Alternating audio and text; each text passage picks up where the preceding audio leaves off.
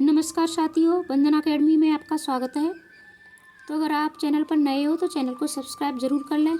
अगर आप UP TET, C TET, KVS, BPSC और अगर किसी भी टीचिंग एग्ज़ाम की तैयारी कर रहे हो तो ये वीडियो आपके लिए बहुत ज़्यादा फ़ायदेमंद होने वाली है। यानी आप हमारे चैनल को सब्सक्राइब कीजिए। मेरे चैनल पर आपको मतलब वो सब कुछ मिलेगा जो आपके UP TET, C TET, super TET और सब में मतलब आपको बहुत ज़्यादा हेल्प होने वाली है। और अभी पिछली वीडियो मैंने मेला से संबंधित बनाई थी, भारत के प्रमुख मेला। आशा करती हूँ आप सबको बहुत अच्छी लगी होगी। और आज हम पढ़ेंगे अक्षांश रेखाएं, और ये मैंने खुद के बनाए हुए नोट्स हैं। और ये सारे नोट्स मतलब मैंने एनसीईआरटी और एससीईआरटी बुकों से ही बनाए हैं। तो जुड़िए हमारे साथ, और वीडियो अच्छी लगे तो लाइक शेयर ज़रूर किया करें और चैनल को सब्सक्राइब भी कर लें। और वीडियो के अंत में मैं आपको इन रेखाओं को मतलब आपको मैप के द्वारा समझाऊंगी। अभी थोड़ा सा ऐसे ही पढ़ते हैं इनको कि ये क्या होती हैं, और मैप पे आपको समझाऊंगी तो आपको अच्छे से समझ में आ जाएंगी कि कौन सी रेखा क्या होती है, जोन क्या होता है। सारी चीज़ें आपको अच्छे से समझ में आएंगी। अक्षांश रेखाएं ग्लोब पर पश्चिम से पूर्व की ओर खींची गई काल्पनिक रेखाओं को ही अक्षांश रेखाएं कहते हैं। यानी ये हमारी अक्षांश रेखाएं क्या होती हैं, ये हमारा ग्लोब होता है। यानी पृथ्वी को हम ऐसे तो हम मतलब उस पर कोई रेखा नहीं खींच सकते पृथ्वी पर, लेकिन हमने पृथ्वी का एक रूप माना है, ग्लोब का रूप। और ग्लोब पर हम मतलब एक काल्पनिक रेखाओं को खींचा गया है। यानी पश्चिम से पूर्व की ओर जो रेखाएं समांतर रेखाएं खींची गई हैं उनको अक्षांश रेखाओं का नाम दिया गया है। ठीक है। और अक्षांश रेखाओं की संख्या 181 है। सभी अक्षांश रेखाएं समांतर होती हैं। अभी मैंने बताया कि मतलब समांतर रेखाएं होती हैं। अभी मैप से अच्छे से समझेंगे कि समांतर क्या है, 181 कौन कौन सी है, पश्चिम से पूर्व कैसे खींची गई है। ठीक है। और ये कुछ नोट्स है, मतलब ये लाइन आपको याद रखनी है। आपसे मतलब जो एग्ज़ाम हमारा होता है, चाहे कोई सा भी एग्ज़ाम हो आपका, तो आपसे ऐसे ही पूछ लिया जाता है कि पश्चिम से पूर्व की ओर खींची गई रेखाओं को क्या कहते हैं। तो अक्षांश है। अक्षांश रेखाओं की संख्या कितनी होती है, अक्षांश रेखाएं कैसी होती हैं, तो समांतर होती हैं। इस तरीके से हमारे क्वेश्चन बनते हैं। और मैंने जो क्वेश्चन बनते हैं उन्हीं के मैंने ये वन लाइनर बनाए हैं। दो अक्षांशों के बीच की दूरी जोन के नाम से जानी जाती है। यानी जो हमारे दो अक्षांश होते हैं उनके बीच में जो दूरी होती है उसे हम किस नाम से जानते हैं, जोन के नाम से जानते हैं। ठीक है। दो अक्षांशों के बीच की दूरी 111 किलोमीटर होती है। अब उनकी दूरी को किस नाम से जानते हैं, जोन के नाम से जानते हैं। और जो दूरी होती है वो कितनी होती है, तो वो 111 किलोमीटर होती है। भूमध्य रेखा के उत्तर में 23.5 डिग्री अक्षांश को कर्क रेखा कहते हैं। यानी हमारी पृथ्वी है उसको हम दो भागों में बांटते हैं, और पृथ्वी के बीच से जो रेखा गुजरती है उसको भूमध्य रेखा, विषुवत रेखा कहते हैं।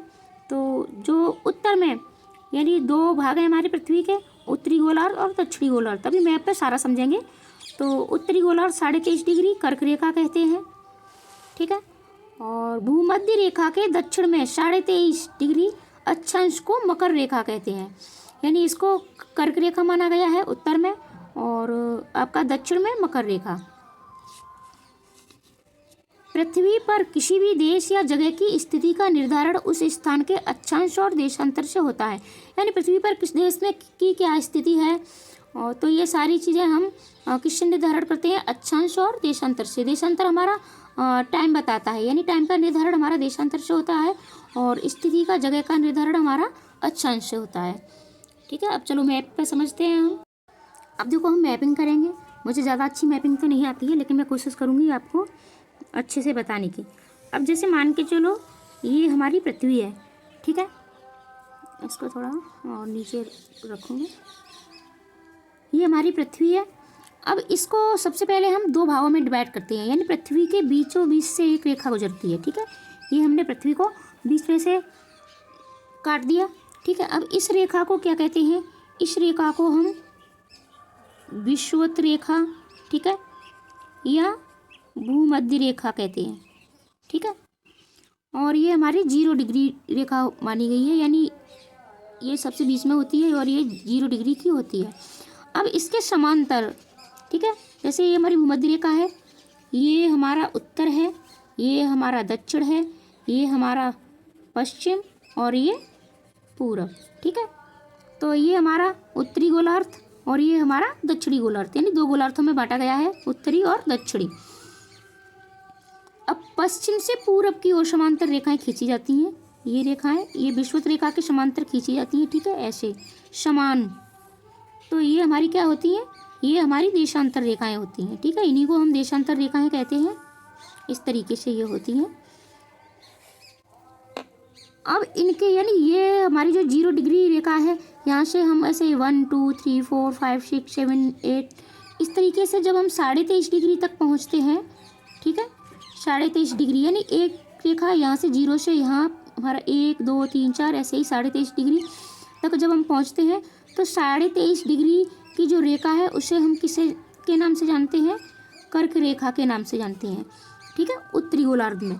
अब ऐसे ही हम नीचे आएंगे 1 2 3 4 5, ठीक है, जब हम 23.5 डिग्री आएंगे तो 23.5 डिग्री ये जब हम दक्षिण में आ जाते हैं तो दक्षिण में हम इसे मकर रेखा के नाम से जानते हैं, ठीक है, आपको अच्छे से समझ में आ रहा होगा। ये हमारी कर्क रेखा उत्तर में और ये हमारी दक्षिण में मकर रेखा, ठीक है। अब ऐसे ही हम इसमें और ऊपर थोड़ा जाएंगे तो फिर हमारा होता है 66.5 डिग्री, ठीक है, इसको हम आर्कटिक वृत्त के नाम से जानते हैं, आर्कटिक वृत्त।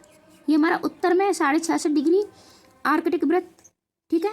और अगर हम दक्षिण में आते हैं, ठीक है, तो दक्षिण में भी हमारा ये 66.5 डिग्री ही है और इसको नाम है हमारा अंटार्कटिका, ठीक है, ये हमारा अंटार्कटिका। तो ये हमारी कुछ पृथ्वी की रेखाएं थी।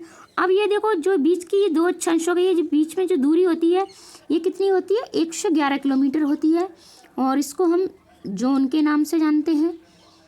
तो मिलते हैं अगली वीडियो में अगले टॉपिक के साथ। आशा करती हूँ वीडियो आपको अच्छी लगी होगी। ऐसी ही नई वीडियो देखने के लिए चैनल को सब्सक्राइब करें, बेल आइकन दबाना बिल्कुल ना भूलें, like share comment, thank you.